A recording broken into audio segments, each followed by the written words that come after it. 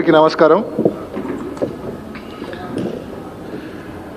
ఆర్థిక స్థితిగతుల మీద, రాష్ట్రానికి సంబంధించిన ఆర్థిక పరిస్థితి మీద అందరికీ నమస్కారం.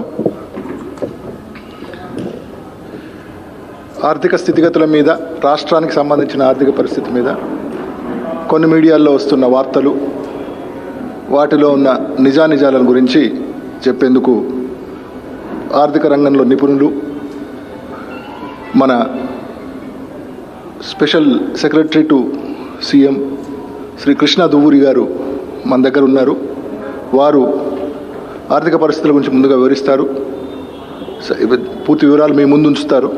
దాని తర్వాత మీకు ఏమైనా సందేహాలు ఉంటే వారిని అడిగి నివృత్తి చేసుకోవచ్చు. అందరికీ నమస్కారం. గత కొన్ని రోజులుగా రాష్ట్ర ఆర్థిక పరిస్థితి మీద, రాష్ట్రం చేసినటువంటి అప్పుల మీద వచ్చినటువంటి వార్తలు మాత్రం చూస్తున్నాం. కొన్ని ప్రతిపక్ష పార్టీలు, వారికి సంబంధించినటువంటి కొన్ని మీడియా సంస్థలు ఒక మిస్ఇన్ఫర్మేషన్ క్యాంపెయిన్ ద్వారా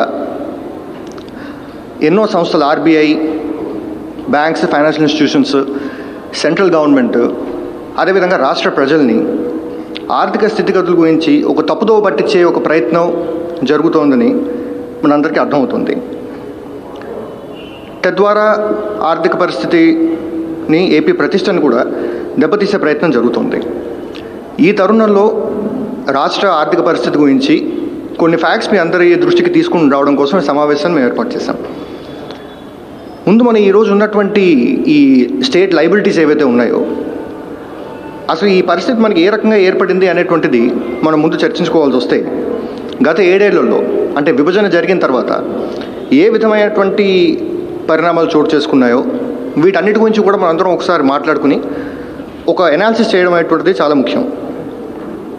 విభజన జరిగినప్పుడు 2014లో ఆ రోజే మనందరికీ తెలిసినటువంటి విషయం ఏంటంటే, హైదరాబాద్ కోల్పోవడం వల్ల ఆంధ్రప్రదేశ్లో ఒక సబ్స్టాన్షియల్ ఒక రెవెన్యూ లోట్ ఏర్పడుతున్నటువంటి ఆ రోజే మనకు అర్థమయ్యేటువంటి విషయం.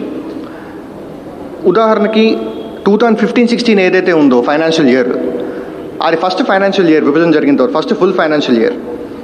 ఆ సంవత్సరం కనుక మనం తీసుకుంటే, అకౌంట్స్ ఇప్పుడు ఉన్న పరిస్థితులు తీసుకుంటే, Telangana states own per capital revenues 15,454 ఉంటే, Andhra Pradesh per capital states own revenues అంటే మన పర్ క్యాపిటల్ బేసిస్ చూస్తే దాంట్లో ఆల్మోస్ట్ సగం ఉంది, 8,979 ఉంది.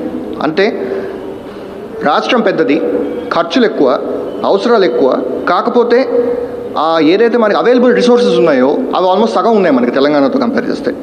ఈ ఒక్క నంబర్ చాలు మనకు అర్థం కావడానికి ఏ విధమైనటువంటి డిస్ట్రెస్ తోటి 2014లో మనం అందరం ప్రారంభమయ్యాము ఆ బైఫర్కేషన్ తర్వాత. ఈ దుస్థితి, ఈ కష్టం ఆంధ్రప్రదేశ్ రాష్ట్రానికి కలుగుతున్న ఉద్దేశంతో ఎన్నో కమిట్మెంట్స్ చేయడం జరిగింది ఆంధ్రప్రదేశ్ రాష్ట్రానికి. దాంట్లో కొన్ని నెరవేరాయి, ఇంకా చాలా మటుకు నెరవేరాల్సినటువంటి అవసరం ఉంది. అవి నెరవేరకపోవడం వల్ల ఇంకా మనకి కష్టాలు పెరిగాయి. ఈ విషయం మీ అందరికీ తెలిసిందే. ఇప్పుడు 2014 నుంచి 2019 ఆ పీరియడ్ కనుక మనం చూస్తే, టీడీపీ హయాంలో ఒక సబ్స్టాన్షియల్ లెవెల్ ఆఫ్ ఎక్స్పెండిచర్ ప్రాఫిలిగసీ మనం చూస్తున్నాం. మనం విపరీతంగా మనకి అప్పులు పెరిగిపోయాయి రాష్ట్రంలో. అప్పులు పెరగడం అనేటువంటి తప్పని నేను చెప్పట్లేదు. అప్పులు పెరిగినటువంటిది దేనికోసం పెరిగింది, ఈ అప్పు దేనికి ఉపయోగపడినటువంటి చూడటం చాలా ముఖ్యం.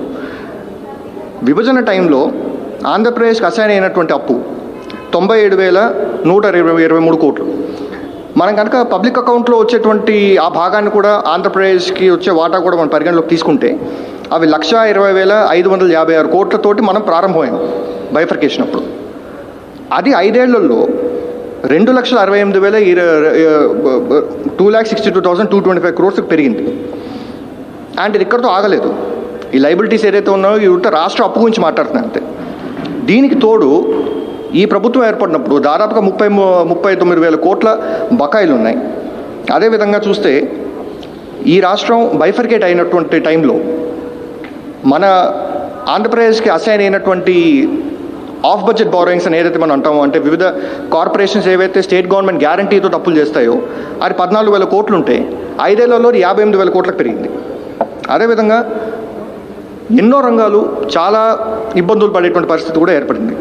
ఉదాహరణ ఒకసారి పవర్ సెక్టర్ గురించి కనుక మనం చూస్తే, పవర్ సెక్టర్లో 2014 31 మార్చి నాడు పవర్ సెక్టర్లో వేరియస్ కార్పొరేషన్స్ ఉంటాయి, ట్రాన్స్మిషన్ కార్పొరేషన్, జెన్కో, డిస్కామ్స్ ఉన్నాయి, ఏపీ ఈపీడీసీఎల్, ఏపీ ఎస్పీడీసీఎల్, ఇట్లా వేరియస్ కార్పొరేషన్స్ ఉన్నప్పుడు ఆ రోజు వాటి అన్నింటిలో కలిపినటువంటి లైబిలిటీస్ అంటే అప్పులు అనేటువంటిది 33,587 కోట్లు ఉంటే అది కాస్త 70,000 కోట్లకు పెరిగిపోయింది, డబల్ అయిపోయింది 5 ఏళ్లలో. అదేవిధంగా డిస్కామ్స్కి ఆ రోజు ఉన్నటువంటి బకాయిలు ఏదైతే డ్యూస్ వాళ్ళు కట్టాలో వాళ్ళు పవర్ ప్రొక్యూర్ చేసుకుని, డిస్కామ్ చేసేదేంటి పవర్ని వాళ్ళు ప్రొక్యూర్ చేసుకుని మళ్ళీ సప్లై చేస్తారు వాళ్ళు పబ్లిక్కి. దాంట్లో దాదాపుగా 2,800 కోట్లు ఉండింది అంతే బకాయిలు 31 మార్చ్ 2014 నాడు. ఆ 2,800 కోట్లు కాస్త 21,000 కోట్లకు చేరింది ఈ 5 ఏళ్లలో. ఈరోజు పవర్ సెక్టర్ అనేటువంటిది ఎంత కష్టమైనటువంటి పరిస్థితిలో ఉందంటే 60,000 మిలియన్ యూనిట్స్ పర్ యానం మనం సప్లై చేస్తాం. మన డిస్కామ్స్ పబ్లిక్ సప్లై చేసేది 60,000 మిలియన్ యూనిట్స్ అంటే దాదాపుగా 6,000 కోట్ల యూనిట్లు. కాకపోతే మనం ఏదైతే ఇంట్రెస్ట్ బర్డెన్ ఉందో మనకి ఈ అప్పులు ఏవైతే ఉన్నాయో వాటికి సంబంధించినటువంటి ఇంట్రెస్ట్ బర్డెన్ మాత్రమే 7,000 కోట్లు ఉంది. సో దాదాపుగా ₹1.20 అందరూ అప్పు కోసం భరిస్తున్నారు. పర్ యూనిట్ 1.2 రూపీస్ మనం we are bearing as a burden because of the debt servicing requirement. సరే, జరిగినటువంటి ఈ బారోయింగ్స్ ఏవైతే ఉన్నాయో ఇవి కనుక మనం ఒకసారి ఆలోచిస్తే, సరే అప్పులు చాలా రాష్ట్రాలు చేస్తాయి, సెంట్రల్ గవర్నమెంట్ కూడా చేస్తుంది. ఆ టైంలో సెంట్రల్ గవర్నమెంట్ అప్పు ఎంత పెరిగింది అనేటువంటిది కనుక మనం ఒకసారి ఆలోచిస్తే అప్పుడు గవర్నమెంట్ ఆఫ్ ఇండియా 2014 నుంచి 2019కి అదే పీరియడ్లో గవర్నమెంట్ ఆఫ్ ఇండియా అప్పు 9.78 కాంపౌండెడ్ యాన్యువల్ గ్రోత్ రేట్ ఉంటే మన రాష్ట్రం అప్పుడు చేసినటువంటి అప్పు 2014 to 19 17.33% compounded annual growth rate ఉంది. కాంపౌండెడ్ యాన్యువల్ గ్రోత్ రేట్ అంటే ఒక్కొక్క సంవత్సరానికి యావరేజ్గా ఎంత గ్రోత్ రేట్ ఉంది అప్పులు అనేటువంటి విషయం మనకు తెలుస్తుంది. మనకి సెంట్రల్ గవర్నమెంట్ ఫిగర్స్ మనం ఎందుకు ఇక్కడ కంపేర్ చేస్తున్నామంటే సెంట్రల్ గవర్నమెంట్ జనరల్గా it is indicative of the state of the country, it is indicative of how the country is performing.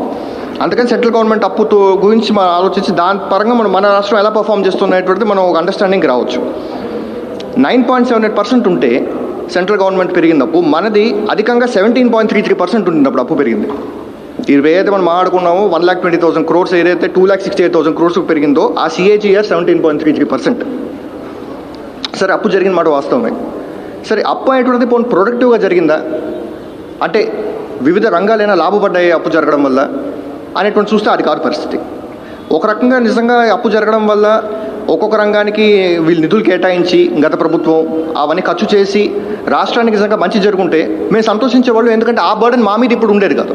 కాకపోతే ఆ రోజు పరిస్థితి ఏంటి, ప్రతి సెక్టర్ అగ్రికల్చర్ కావచ్చు, హెల్త్ కావచ్చు, ఎడ్యుకేషన్ కావచ్చు, ఆ రోజు ఎన్నో రకమైనటువంటి డిజబిలిటీస్తో ఉండే విషయం మనకు అర్థమవుతుంది. ఉదాహరణకి మొత్తం రైతు రుణమాఫీ అని చెప్పారు. ఆ రోజు దాదాపుగా 85,000 కోట్ల అప్పులు ఉన్నాయి రైతులకి. రుణమాఫీ అనేటువంటిది జరిగింది చూస్తే దాదాపుగా 15,000 కోట్లు దాటి లేదు. NABARD all India rural finance inclusion survey 2016-17 figures ప్రకారం పరిస్థితి ఏంటంటే యావరేజ్ ఇండెటెడ్నెస్ అంటే అప్పు భారం అనేటువంటిది 77% ఉంటే రాష్ట్రానికి, కంట్రీ లెవెల్లో అయితే 47%. కంట్రీ లెవెల్లో 47% ఉంటే రాష్ట్రంలో అత్యధికంగా 77% ఉంది. ఇది ఒక విషయం. ఎడ్యుకేషన్ సెక్టర్ కనుక మనం మాట్లాడుకుంటే right to free and compulsory education act ఏదైతే వచ్చిందో 2009లో, దాని తర్వాత education is made free for everybody up to 9th class. Central government ఎప్పుడు ఫిగర్స్ రిలీజ్ చేస్తూ ఉంటారు, గ్రాస్ ఎన్రోల్మెంట్ రేట్ అని చెప్పి, దట్స్ నోన్ as GER, అంటే ఎంత శాతం పిల్లలు నిజంగా బడికి వెళ్తున్నారు అనేటువంటి విషయం. ఇది ఎప్పుడు కూడా రైట్ ఫ్రీ ఎడ్యుకేషన్ ఇస్తున్నారు కాబట్టి ఎప్పుడు కూడా 100% ఉండాలి. కంట్రీ యావరేజ్ 99 ఉంటే 16-17లో స్టేట్ యావరేజ్ అన్నిటికంటే లోవెస్ట్ ఉంది. All states in the country కంటే లోవెస్ట్ ఉంది. It was 84.48. It was the lowest in the country amongst all the states. So ఒక రకంగా చెప్పాలంటే గవర్నమెంట్ ఎడ్యుకేషన్ ఇన్స్టిట్యూషన్స్ని బలోపేతం చేయకుండా ప్రైవేట్ ఎడ్యుకేషన్ ఇన్స్టిట్యూషన్స్ని ఎంకరేజ్ చేయడం, ఇటువంటి రీజన్స్ వల్ల ఈ రకంగా మనకి గ్రాస్ ఎన్రోల్మెంట్ రేట్ అనేటువంటిది కనపడడం. 84.48 ఉంది మన గ్రాస్ ఎన్రోల్మెంట్ రేట్. కంట్రీ 99 ఉన్నప్పుడు gross enrolment rate of primary. అదేవిధంగా హాస్పిటల్స్ చూస్తే ఒక్క గవర్నమెంట్ హాస్పిటల్ కూడా వచ్చినటువంటి పరిస్థితి లేదు. సెంట్రల్ గవర్నమెంట్ సపోర్ట్ ఉన్నప్పటికీ కూడా ఇప్పుడు ఇంత కష్టకాలంలో కూడా ఒక 3 హాస్పిటల్స్కి సెంట్రల్ గవర్నమెంట్ దగ్గర నుంచి అప్రూవల్ తెచ్చుకుని, అది కాకుండా అదనంగా ఇంకో 13 హాస్పిటల్స్ మనం కన్స్ట్రక్ట్ చేస్తున్నాం. నాడు నేడు ఎడ్యుకేషన్, నాడు నేడు హెల్త్ కింద, నాడు నేడు ఎడ్యుకేషన్ కింద ఉన్న గవర్నమెంట్ స్కూల్స్ అన్నింటినీ రిఫర్బిష్ చేస్తున్నాం. సో ఒకప్పుడు నిజంగా అప్ అనేటువంటిది had it gone to support all the sectors. మాకు ఈ విధమైనటువంటి కష్టం అప్పుడు ఉండేది కాదు, కాకపోతే పరిస్థితి అట్లా లేదు. దీంట్లో ఇంకో విషయం కూడా మనం చూడాలి. ఈరోజు కనుక మనం ఒకసారి ఈనాడు పేపర్ చూస్తే 2021 సంవత్సరానికి గాను రాష్ట్రం అధికంగా 4,872 crores అప్పు చేసినట్టుగా కొత్తగా వెలుగులోకి వచ్చినట్టు, ఇటువంటి ఒక ప్రక్రియ ఇప్పటిదాకా ఎప్పుడూ లేనట్టు, కొత్తగా ఫస్ట్ టైం చేసినట్టు, రాష్ట్రం మీద భారం పెరిగిపోయినట్టు ఒక ఆర్టికల్ ఈనాడులో వచ్చింది. ఈ విషయంలో కూడా మనం కొన్ని విషయాలు మాట్లాడుకోవాలి. ఈ విషయం గురించి చర్చించుకోవాల్సినటువంటి అవసరం. Article 293(3) of the constitution of India ప్రకారం ఏ సంవత్సరం అయినా సరే మనం ఎంత బారో చేసుకోవాలనేటువంటి పరిమితి మినిస్ట్రీ ఆఫ్ ఫైనాన్స్ డిక్లేర్ చేస్తుంది. అది వాళ్ళు ఏ రకంగా డిక్లేర్ చేస్తారంటే ఫైనాన్స్ కమిషన్ ఏ రకంగా ఇచ్చే రికమెండేషన్స్ ప్రకారం, ప్లస్ ఆ సంవత్సరం ఎంతైతే అప్పు రాష్ట్రం తీర్చాల్సినటువంటి అవసరం ఉందో ఇవన్నీ పరిగణలోకి తీసుకుని వాళ్ళు ఒక లిమిట్ డిసైడ్ చేస్తారు సెంట్రల్ గవర్నమెంట్ అండర్ ఆర్టికల్ 293(3).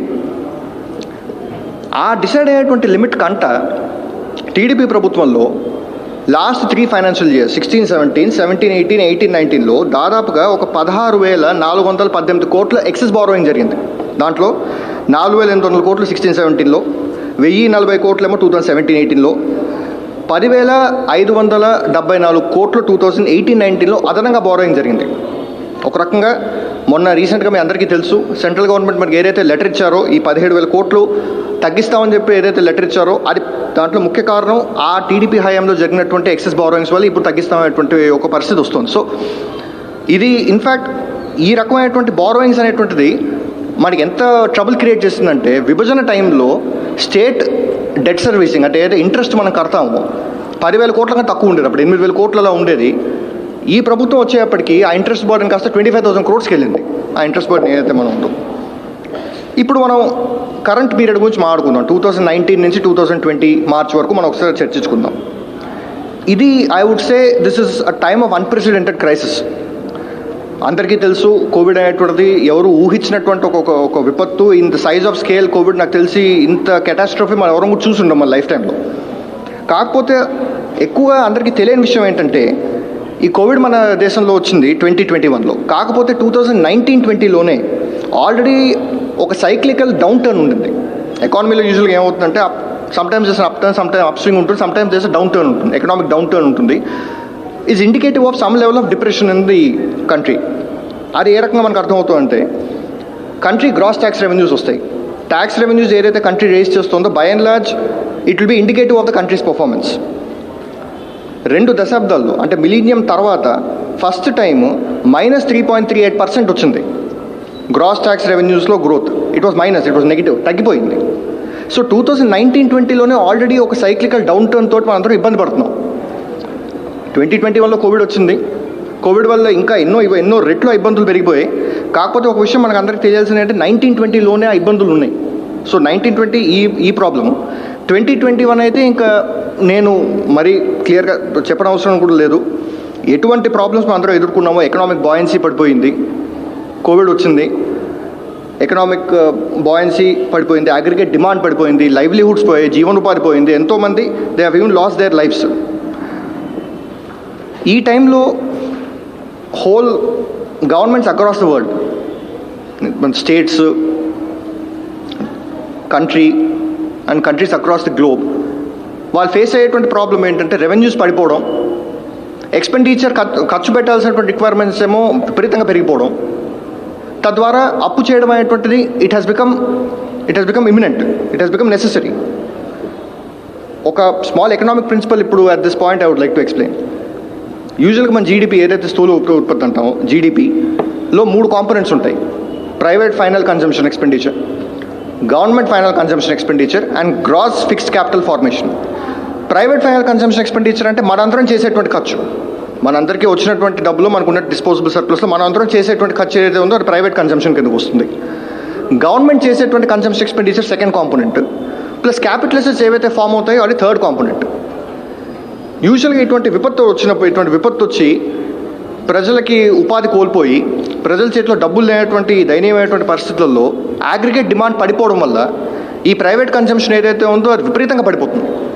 అటువంటప్పుడు ఎకానమీ ఫుల్గా కొలాప్స్ అవ్వకూడదు అంటే పబ్లిక్ ఎక్స్పెండిచర్ పెంచడం అనేటువంటిది ఇట్ బికమ్స్ ఎక్స్ట్రీమ్లీ ఇంపార్టెంట్. ఇది ఇప్పుడు కాదు, it has been the principle for very long time. So అందుకనే 2019-20లో కూడా మనం చూస్తే గవర్నమెంట్ కన్జంప్షన్ ఎక్స్పెండిచర్ విపరీతంగా పెంచింది. అప్పులు చేయాల్సి వచ్చింది, అప్పులు చేయడం వల్ల వాళ్ళు ఖర్చు పెట్టగలిగారు, ఖర్చు పెట్టడం వల్ల ఎకానమీ నిలబడింది. This is something which for any of us is unavoidable. ఇప్పుడు 2021 కనుక మనం ఒకసారి చూస్తే అప్పులు చేయడం అనేటువంటి విషయం గురించి కనుక మనం ఒకసారి ఆలోచిస్తే, ఎలాగైతే మనకి FRBM చట్టం ఉందో, FRBM అనేటువంటి it's state act, it's state మనకు అప్లై అయ్యే FRBM మన own act, it's state act. అలాగే సెంటర్ కూడా దేశం FRBM act. Central FRBM act ప్రకారం కూడా పర్మిట్లు వాళ్ళు పెట్టుకున్నారు వాళ్ళు. సో 3% ఆఫ్ ది GDP వాళ్ళు ఎక్సీడ్ అవ్వకూడదు ఏ సంవత్సరంలో.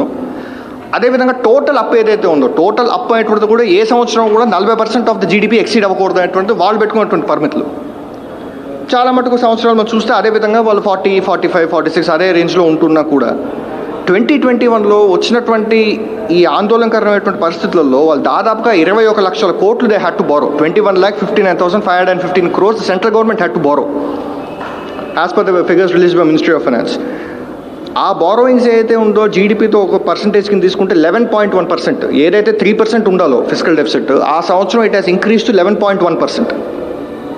అదేవిధంగా డెట్ టు జీడిపి ఏదైతే మీకు ఇంతకు చెప్పానో 40% దాటకూడదని ఏదైతే ఉందో, ఈ సంవత్సరం చేసినటువంటి అప్పుల వల్ల అది 59.72%కి పెరిగిపోయింది.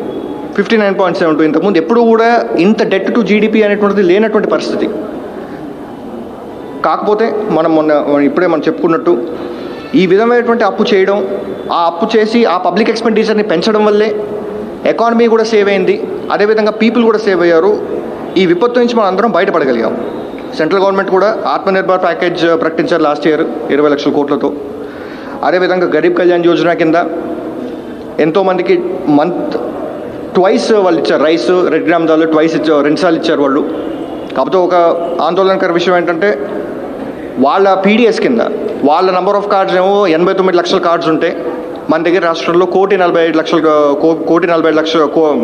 లక్షల కార్డులు ఉన్నాయి. కాబట్టి అదనంగా మనం 50 లక్షల కార్డులకి మన రాష్ట్రం భరించి ఇవ్వాల్సినటువంటి పరిస్థితి వచ్చింది. ఇప్పుడు స్టేట్ గవర్నమెంట్ గురించి కనుక మనం మాట్లాడుకుంటే, స్టేట్ గవర్నమెంట్ పరిస్థితి గురించి మాట్లాడుకుంటే 1920లో ఏదైతే సైక్లికల్ డౌన్ టర్న్ ఉండడం వల్ల మన ఇబ్బందులు పడాల్సినటువంటి పరిస్థితి వచ్చింది, మీ దృష్టికి తెచ్చాను ఇప్పుడే. 1920లో స్టేట్ గవర్నమెంట్కి 34,833 కోట్లు వస్తున్నాయటువంటి మన ఎక్స్పెక్టేషన్. బడ్జెట్లో వాళ్ళు రిలీజ్ చేసిన నెంబర్ ప్రకారం వర్టికల్ డెవల్యూషన్ ఏదైతే మనకు వచ్చే అమౌంట్ ఉందో 4.305% of the state shares, total state share ఏదైతే ఉందో దాంట్లో 4.305% మనకు వస్తుంది. కాబట్టి మన ఎక్స్పెక్టేషన్ ఆ రోజు 34,833 crores అంటే మన చేతికి వచ్చింది కేవలం 28,242 crores. అంటే దాదాపుగా ఒక 6,000 కోట్లు అక్కడ మన తగ్గిపోయింది మనకి. ఇంకా 2021 ఈ కోవిడ్ సంవత్సరం గురించి కనుక మనం మాట్లాడుకుంటే దాదాపుగా 7,780 కోట్లు మన state share and central taxes పరంగా మనకు తగ్గిపోయాయి. అదేవిధంగా ఇంకొక 7,000 కోట్లు states own revenues, state economy దెబ్బతినడం వల్ల, కోవిడ్ వల్ల మనం ఇంపోజ్ చేయాల్సినటువంటి లాక్డౌన్ వల్ల స్టేట్ ఎకానమీ కూడా దెబ్బతింది. దానివల్ల ఇంకో 7,000 కోట్లు నష్టపోయాం. అది కాకుండా ఎక్స్క్లూజివ్గా కోవిడ్ కోసం పర్టికులర్గా ఇందాక చెప్పుకున్నట్టుగా మన సివిల్ సప్లైస్ కోసం కావచ్చు, వేరే కారణాల వల్ల కావచ్చు, ఇంకా 8,000 కోట్లు ఎక్కువ కోవిడ్ వల్లే ఖర్చు పెట్టాల్సి వచ్చింది. సో దాదాపుగా 25,000 కోట్లు రాష్ట్రం గత సంవత్సరం నష్టపోయింది. ఇదే విధంగా మనం టోటల్ ఎకనామిక్ లాస్ కంటే లెక్కేసుకుంటే అది ఇంక ఎన్నో థౌజండ్స్ ఆఫ్ క్రోర్స్లో ఇట్ విల్ గో. యూజువల్గా ఇటువంటి పరిస్థితులు ఏర్పడినప్పుడు the only way to support any state or any steps which are to be taken by any government ఏంటంటే the only path is DBT, direct benefit transfer is the only path through which will be able to support people. ఇది ఎంతోమంది Nobel laureates వాళ్ళందరూ కూడా propose చేసినటువంటి theory ఇది. అంటే అర్హులు అవన్నీ కూడా, ఇన్ఫ్యాక్ట్ ఒక నోబెల్ లారెట్ ఏం చెప్పారంటే అర్హత చూడకుండా కూడా జనాల చేతికి డైరెక్ట్గా డబ్బులు ఇవ్వడం అనేటువంటిది is the only way in which economy will improve అనేటువంటిది కూడా చెప్పారు అభిజిత్ బెనర్జీ గారు. సో ప్రెసెంట్ గవర్నమెంట్ని చెప్పదలుచుకుంది ఏంటంటే ఇన్ని కష్టాలు వచ్చాయి, రాష్ట్రం విడిపోయింది, ఫిజికల్ డిసెబిలిటీ వచ్చింది, 14-19లో విపరీతంగా అప్పులు పెరిగిపోయి ఆ అప్పు సర్వీస్ చేయాల్సినటువంటి బాధ్యత కూడా ఈ ప్రభుత్వం మీద ఉంది. అదేవిధంగా ఏ రకమైన సెక్టోరల్ ఇంప్రూవ్మెంట్స్ జరగలేదు. సో అన్ని సెక్టోరల్ ఇంప్రూవ్మెంట్స్ కోసం ఇప్పుడు ఈ ప్రభుత్వం చేయాల్సినటువంటి పరిస్థితి. అదేవిధంగా 2019-20లో ఏమో ఒక డిప్రెషన్, ఆల్మోస్ట్ ఒక డిప్రెషన్ లాంటి ఒక పరిస్థితి రావడం, 2021లో కోవిడ్, ఇప్పుడు మళ్ళీ ఇంకొక more devastating second wave and also likely third wave. So ఈ పరిస్థితుల్లో కూడా ఎక్కడా కూడా ఈ రాష్ట్రం కమిట్మెంట్స్ అనేటువంటిది it has not gone back. వాళ్ళు ఏవైతే కమిట్మెంట్స్ చేశారో ఆ కమిట్మెంట్స్ నెరవేర్చుకున్నారు తప్ప ఎక్కడా కూడా they have not gone back.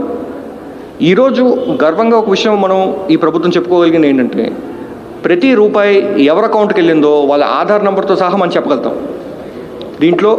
Because మనం చేసిందంతా ఇట్స్ త్రూ DBT. ఎసెన్షియల్గా we have placed money in the hands of the people directly. ఎక్కడ కూడా దీంట్లో కాంప్రమైజ్ అవ్వలేదు. అండ్ ఈ ప్రోగ్రామ్సే కాదు, ఏదైతే ప్రభుత్వం మళ్ళీ ఇంతకుముందు చెప్పినట్టుగా నాడు నేడు హెల్త్ కావచ్చు, నాడు నేడు ఎడ్యుకేషన్ కావచ్చు, వేరే ఏ ప్రోగ్రామ్స్ కూడా ఈ ఫిజికల్ స్పేస్ తగ్గిపోవడం వల్ల ఆ ప్రోగ్రామ్స్ కూడా దెబ్బతినకుండా, వాటికి కూడా ఎన్ని కష్టాలు ఎదుర్కొన్నా, ఎన్ని ఓవర్వెల్మింగ్ ఆర్డ్స్ ఉన్నా కూడా రాష్ట్ర ప్రభుత్వం చేస్తూ వచ్చింది. దానివల్ల అప్పులు పెరిగాయి. అప్పులు పెరగలేదనేటువంటిది నేను చెప్పేటువంటి పరిస్థితి లేదు. అప్పులు పెరిగాయి అంటే ఇది ఎవరో చేసినటువంటి డిస్కవరీ కాదు. ఇవన్నీ మన ప్రభుత్వం రిలీజ్ చేసేటువంటి ఫిగర్స్ బట్టే వచ్చేటువంటి విషయం. కాకపోతే దీంట్లో ఒక విషయం మనం గుర్తుంచుకోవాలి. ఇందాక నేను చెప్పాను, సెంట్రల్ గవర్నమెంట్ ఏ లెవెల్లో అప్పులు చేయాల్సి వచ్చింది, వాళ్ళు అప్పులు చేయడం అనేటువంటిది ఎంత ప్రాధాన్యత సంతరించుకుంటూ కూడా మన అందరికీ తెలుసు. అప్పులు ఆ రకంగా సెంట్రల్ గవర్నమెంట్ చేసి సపోర్ట్ చేశారు కాబట్టి మన విపత్తు నుంచి కూడా కంట్రీ బయటపడగలిగింది. మన రాష్ట్రం కూడా అదేవిధంగా వివిధ రాష్ట్రాలతో పాటు వివిధ దేశాలతో పాటు అప్పు చేయాల్సినటువంటి పరిస్థితి.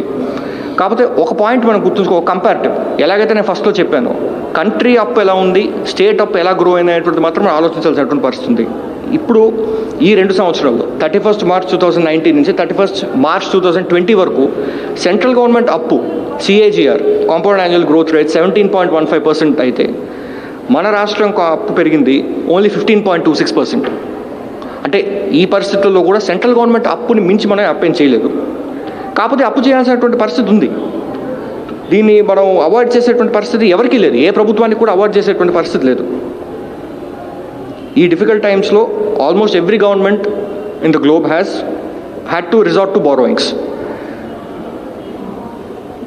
ఇటువంటి కష్టకాలంలో, ఇటువంటి విపత్కర పరిస్థితులు ఉన్నప్పుడు అందరూ కూడా, అపోజిషన్ పార్టీస్ అందరూ కూడా సపోర్టివ్గా ఉండి రాష్ట్ర పరిస్థితి అర్థం చేసుకుని, సంబంధించినటువంటి మీడియా ప్రతినిధులు సోదరులు కూడా అందరూ కూడా సపోర్టివ్గా ఉంటే things would have been good.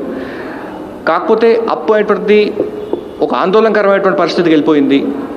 State cripple అయిపోయింది, అకౌంట్స్ ఫ్రీజ్ అయిపోతాయి అనేటువంటి ఒక భయం కలిగించి తద్వారా ఒక పొలిటికల్ గెయిన్ కోసం ఆలోచించడం అనేది ఇట్ ఈస్ క్వైట్ అన్ఫార్చునేట్. కాకపోతే ఈ టైంలో నేను చెప్పగలిగింది ఒకటే, అప్పు చేయడం అనేటువంటి తప్పు కాదు. అప్పు అనేటువంటిది అవినీతికి కాదు వెళ్ళింది. అప్పు వెళ్ళింది it has gone to support the people. ప్రజల జీవన అవసరాల కోసం మనం అప్పు చేస్తాం. ప్రజల జీవన అవసరాల కోసం డబ్బులు మనం ఇచ్చాం. ఎక్కడైనా సరే వచ్చిన ఎలిగేషన్స్ కూడా, ఏ ఎలిగేషన్ కూడా మనకి డబ్బులు సైఫన్ ఆఫ్ అయిపోయానో, లేకపోతే డబ్బులు అవినీతికి వెళ్ళాయనో ఏ ఎలిగేషన్ రావట్లేదు. బికాస్ అట్లా ఎలిగేషన్ చేసే పరిస్థితే లేదు. బికాస్ డబ్బు ఎవరికి వెళ్ళిన విషయం అందరికీ తెలుసు. ఆ డీబీటీలో ఇచ్చాం, ఆధార్ నెంబర్తో సహా మొత్తం డీటెయిల్స్ అన్నీ కూడా అందరి ముందు పెట్టగలిగినటువంటి పరిస్థితి. అందుకని ఆ ఎలిగేషన్ ఎవరు చేయట్లేదు. ఒకటే ఎలిగేషన్ అంటే అప్పు పెరిగిన మాట వాస్తవం. కాకపోతే అప్పు అనేటువంటిది ప్రతి ప్రభుత్వానికి అప్పు అనేటువంటిది పెరిగింది. దాంట్లో ఎటువంటి అనుమానం లేదు. And it has been done in absolute compliance with the law of the land. So ఈ ఫ్యాక్ట్స్ అనేటువంటి ఒకసారి మీ అందరి దృష్టికి తీసుకుని రావడం అనేటువంటిది మా ఆలోచన. అందుకని మేము ఇన్వైట్ చేసాం. ప్లస్ ఇంకొక విషయం కూడా నేను ఈ సందర్భంగా చెప్పేది ఏంటంటే, మనం ఇందాక నేను మీతో అన్నట్టుగానే ఈ ప్రభుత్వం వచ్చిన తర్వాత దాదాపుగా 1,00,000 కోట్లు డీబీటీ ద్వారా పబ్లిక్ ఇచ్చాం. ఎలా అయితే అన్నానో, అట్మోస్ట్ పారదర్శకతతో, అట్మోస్ట్ ట్రాన్స్పరెన్సీ అండ్ ఆబ్జెక్టివిటీతో we have placed funds in the hands of the people. So whenever it's necessary, everything can be made public whenever needed. అందుకనే దాంట్లో ఎవరు అనుమానం కూడా ఎక్స్ప్రెస్ చేసినటువంటి పరిస్థితి కూడా లేదు. The only fear people are expressing is about debt increase జరిగింది. దాంట్లో దాపరికం అంటూ ఏమి లేదు. డెట్ ఇంక్రీజ్ జరిగింది. It happened with complete compliance with the law of the land. ఈ పాయింట్స్ అన్నీ ఒకసారి మీ దృష్టికి తెద్దామని మిమ్మల్ని అందరినీ ఆహ్వానించాం. మా ఆహ్వానం మంచిగా అందరూ వచ్చినందుకు ధన్యవాదాలు. Thank you. Yes.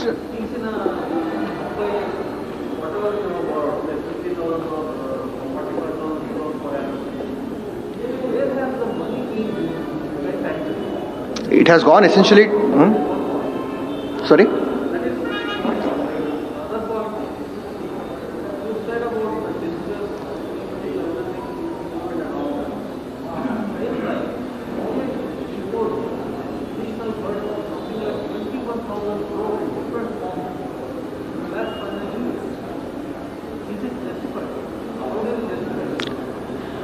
So I should put it in one way, Andy. For example,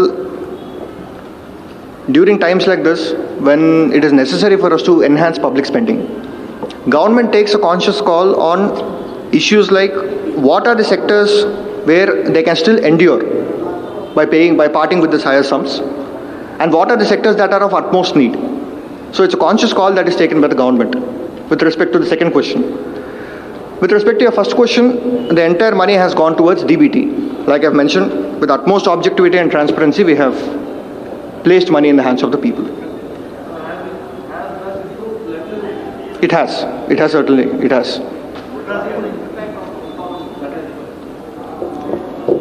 In the sense? That is the theory that is propagated by all the renowned economists of the world in there. Now, we have come out of an almost impossible scenario. This is something which, like I said, the magnitude of the borrowing of somebody is to the tune of almost 21 lakh crores. It is needed. It's a need of the hour. What has 21 lakh crores? Where has it improved? It will take a while. First of all, we have survived this to begin with. This catastrophe. So I would say this is the help that it has done. The borrowing has done. Chepan sir.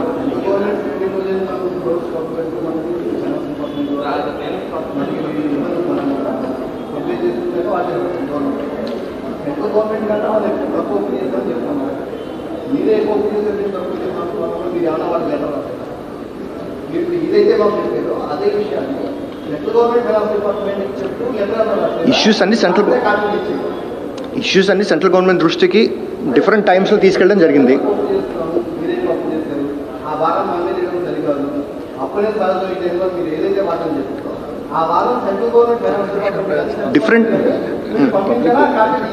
Different టైమ్స్లో వాళ్ళ దృష్టికి తీసుకెళ్ళడం జరిగిందండి. Different టైమ్స్లో దేవర్ discussions, points అన్ని కూడా వాళ్ళ దృష్టికి తీసుకెళ్ళాం, వాళ్ళకి చెప్పాం. ఇన్ఫాక్ట్ మీరు ఏదైతే మీరు 17,000 కోట్లు చెప్తున్నారో, ఇప్పుడే నేను మీకు చెప్పినట్టుగా ఆ 17,000 కోట్లు తగ్గించాల్సిన అవసరం ఎందుకు వచ్చిందంటే, గత ప్రభుత్వం 16-17, 17-18, 18-19లో 16,418 crores పరిమితికి మించి అప్పులు చేయడం వల్ల, కరెక్టే కాకపోతే అది ఎప్పుడు ఊహించినటువంటి ఒక విషయం కింద రిపోర్ట్ అవుతూ ఉంటుంది అప్పుడప్పుడు పేపర్లో. ఈ రోజు మనకి 4,870 crores ఇంత విపత్కర పరిస్థితుల్లో కూడా బారోయింగ్ జరగకూడదు అన్నట్టుగా కూడా రాస్తారు. కాకపోతే ట్రూత్ ఇస్ ఇంత జరిగింది. Yes.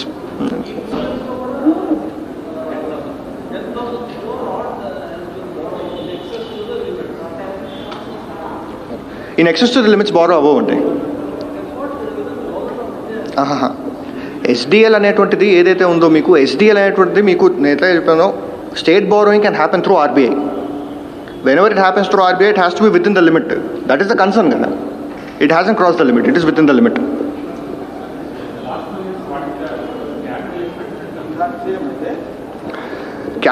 Sorry?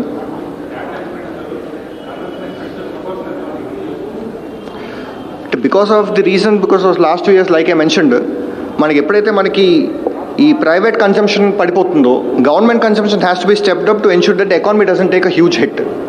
Kabatti entante the emphasis was essentially on first sustaining the economy and on projects like Nadu Nedu Health, Nadu Nedu Education and various other projects where there is a significant capital expenditure required. So I think that was it.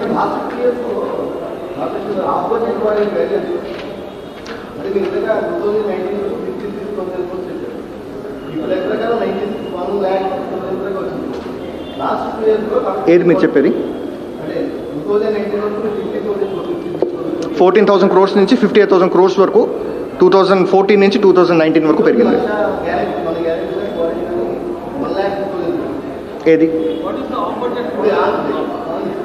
As per the documents which were released recently, it was between 85 to 89,000 crores మధ్యలో ఉంటుంది. Between two, because audited numbers are still yet to come. So అందుకని between 85 to 89 ఉంటుంది. That we can make 19-20 auditing is completed. అంతకుముందు ఏది? If you look at from a growth rate perspective, it is significantly lower. Because growth rate becomes important. Because మీకు 14,000 కోట్లు ఉన్నది 58,000 కోట్లకి వెళ్ళిపోయినప్పుడు for no reason 58,000 కోట్లు అయిపోతుంది. డబుల్ ట్రిపుల్ అయిపోలేదు. ఇంత భయంకరమైన పరిస్థితుల్లో కూడా, ఇటువంటి డిఫికల్ట్ కండిషన్స్లో కూడా డబుల్ ట్రిపుల్ అయిపోలేదు. అది దీస్ ఆర్ ఫ్యాక్ట్స్. డబుల్ అవ్వలేదు. డబుల్ అవడం అంటే 1,60,20,000 కోట్ల అవ్వాలి. It did not happen. Let the audited numbers come, then మీకు అన్ని facts will come to your attention.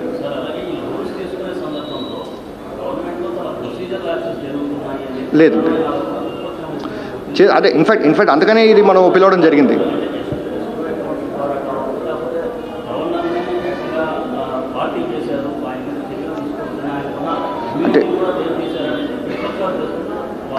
అంటే ఒకటంటే ఇప్పుడు రీసెంట్గా గవర్నమెంట్ చేసినటువంటి ఏపీఎస్డిసి ద్వారా చేసినటువంటి అప్పు ఏదైతే ఉందో, సో దాంట్లో the allegation was that governor పేరు ఎందుకు వచ్చింది అనేటువంటి. This was vetted by legal experts ఒకటి. అండ్ ఆర్టికల్ 154 కింద government is the executive head of the state. So whether we name or not, it is the action that is taken on behalf of the governor. So that is, I think, ఎప్పటి నుంచి వస్తున్నటువంటి procedure. దీంట్లో I don't think we have any concern. ఒకటి. రెండు, what was the labs అనేటువంటిది కూడా I didn't really understand.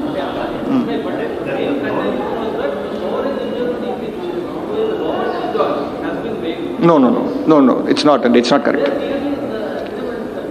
Governor, executive action is taken by whom under Article 154 కింద? అరే హౌ అనేటువంటిది I'm trying to understand. How?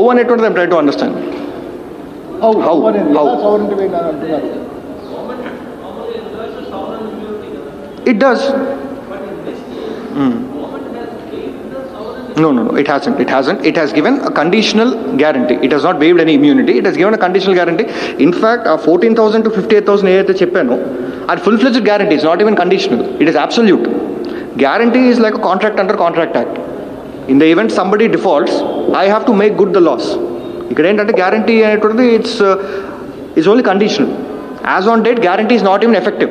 That's part of the agreement which was released also. అది మీరు చూసుకోవచ్చు. Part of section 2.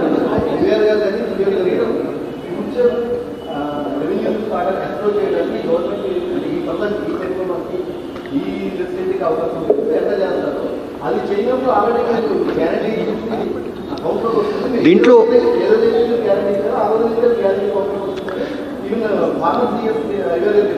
Section 2 ప్రకారం అంటే section 2 ప్రకారం let me coat, దాంట్లో ఏంటి ఇష్యూ ఉందంటే అది ఈ ట్రిగర్ ఈవెంట్స్ ఏవైతే దాంట్లో రాశారో ఆ ట్రిగర్ ఈవెంట్స్ జరిగితేనే guarantee will come into force, లేకపోతే guarantee will not come into force.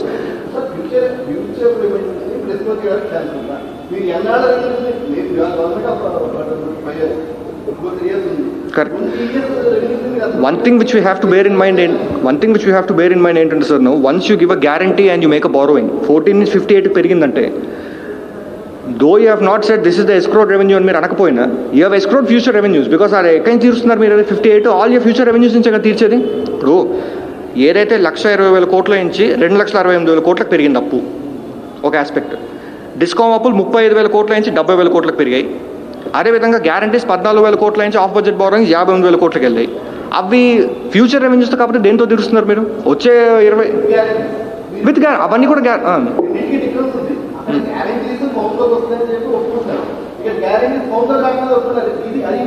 ఇక్కడ గ్యారంటీ కౌంట్లో as per both our future revenues and as per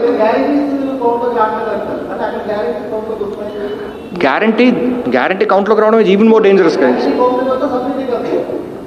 guarantee కౌంట్లోకి వచ్చినా రాకపోయినా at the end of the day it's for the future revenues of the state which will discharge the debt. గ్యారంటీ ఈరోజు వచ్చినా రాకపోయినా ఈ అప్పు ఏ రకంగా తీరుతుందంటే ఇట్ విల్ తీరుతుంది బికాస్ ఆఫ్ ఫ్యూచర్ రెవెన్యూస్ కింద తీరుతుంది. ఇది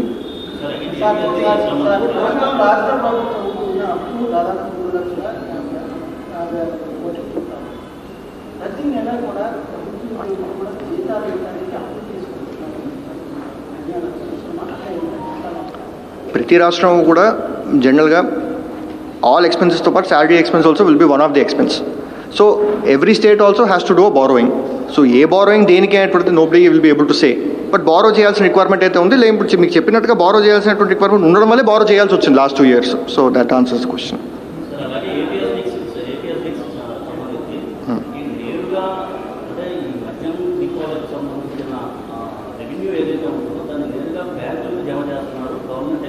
లేదండి, అది తప్పండి. మొన్న మీరు బడ్జెట్ డాక్యుమెంట్స్ కనుక మీరు ఒకసారి చూస్తే బడ్జెట్ డాక్యుమెంట్స్లో క్లియర్గా రిసీట్ కింద ఉంది, అదేవిధంగా ఎక్స్పెండిచర్ కింద ఉంది.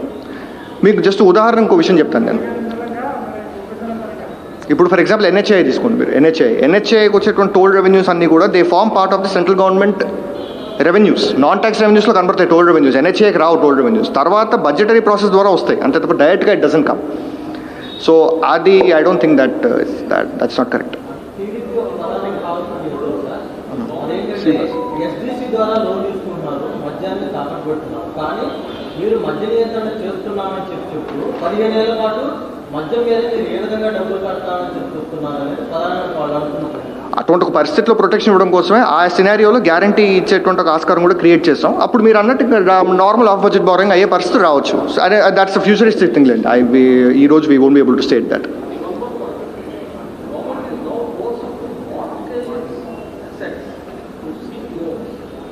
ఇప్పుడు మీకు ఉదాహరణ చెప్తాను నేను. సెంట్రల్ గవర్నమెంట్ ఈసారి their assets 1,75,000 crores was the disinvestment target this year. Disinvestment అంటే it's nothing but selling asset which belongs to you. Telangana government ఈసారి they have shown in their budget 15,000 crores as the proceeds from sale of land. 15,000 crores and they have actually sold around 3,000 crores. It's a sale of land. Ikkada it's only mortgaging, you are not selling.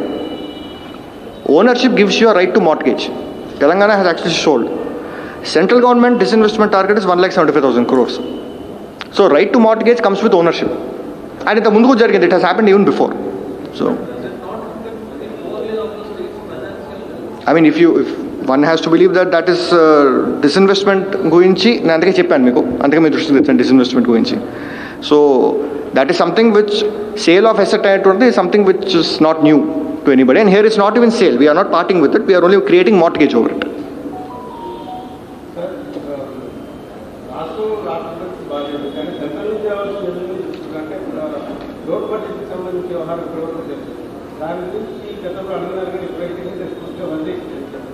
వదిలేండి. ఇప్పుడు ప్రతి అకేషన్లో we bringing it up. We hope it will resolve.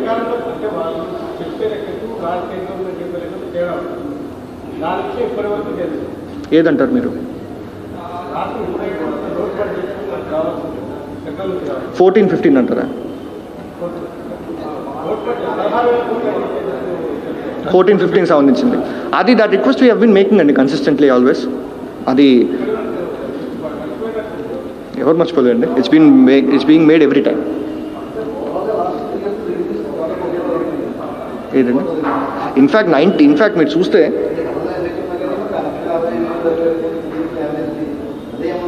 Unfortunate thing ఏంటంటే మనకి 1920లోను 2021లోను కూడా growth అనేటువంటి element the entire globe has missed. ఒక year ఏమో డౌన్ టర్న్ రావడం, ఒక ఇయర్ కోవిడ్ రావడం, ఈ ఇయర్ కూడా అన్ఫార్చునేట్గా సెకండ్ వేవ్ రావడం, అదేవిధంగా మళ్ళీ థర్డ్ వేవ్ వచ్చేటువంటి అవకాశం కనబడడం. దీనివల్ల అదే ఒక ఫాల్ ఇన్ రెవెన్యూస్ అనేటువంటి కండిషన్ మనం ఫేస్ చేయాల్సినటువంటి పరిస్థితి వస్తుంది. అన్ఫార్చునేట్, బట్ అది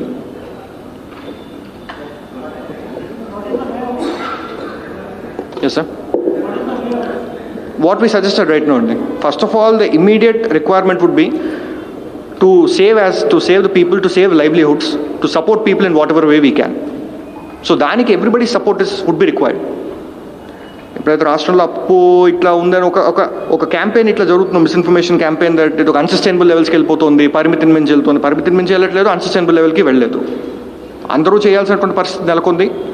అప్పులు చేయాల్సినటువంటి పరిస్థితిలోకి all the countries are there. In fact కొంతమంది countries they're even resorting to quantitative easing.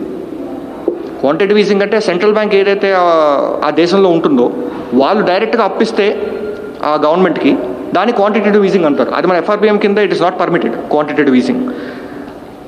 So అటువంటి పరిస్థితుల్లో కూడా చాలా ప్రభుత్వాలు చేయాల్సినటువంటి పరిస్థితి వస్తుంది. Many countries are having to do that. మనకి కూడా అప్పు చేయాల్సినటువంటి పరిస్థితి వస్తుంది. We are having to borrow, but it's within all permissible limits, and we are using it in the most productive way that one can use, any government can use. Most productive way lo we are using every rupee.